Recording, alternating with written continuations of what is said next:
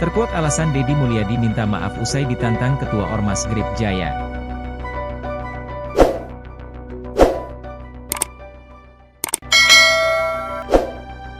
Gubernur Jawa Barat, Deddy Mulyadi meminta maaf setelah dikritik dan ditantang Ketua DPD Gerakan Rakyat Indonesia Bersatu, GRIP, Jaya Jawa Barat, Gabriel Alexander Etwiori.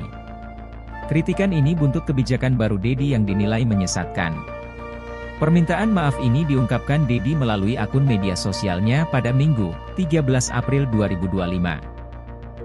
"Maafkan kalau saya selalu bikin kegaduhan," tulis Deddy dalam unggahan di media sosialnya, Minggu, 13 April 2025. Ia mengakui bahwa sejumlah langkah dan kebijakan yang diambilnya selama menjabat Gubernur Jabar mungkin menimbulkan kegaduhan di masyarakat. Sehingga, banyak orang yang tak menyukainya. Oleh karena itu, dirinya meminta maaf jika selain membuat gaduh, gebrakannya juga membuat kontroversi. Untuk seluruh masyarakat Jawa Barat, saya menyampaikan permohonan maaf apabila saya setiap hari membuat kegaduhan dengan berbagai langkah dan kebijakan yang tentunya banyak yang tidak menyukainya. Ex-Bupati Purwakarta tersebut mengaku terbuka terhadap segala bentuk kritik.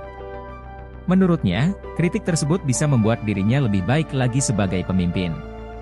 Banyak yang mereka secara terbuka melakukan otokritik. Dan saya menerima otokritik itu dengan baik, karena sahabat yang baik adalah sahabat yang mengingatkan, ujarnya.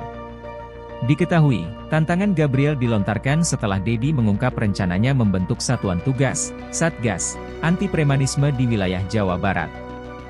Satgas ini dibentuk menyikapi aksi premanisme termasuk pungli yang dilakukan oknum ormas. Namun menurut Gabriel, rencana Deddy menyesatkan. Pasalnya, masyarakat bisa menstigma ormas seakan-akan buruk.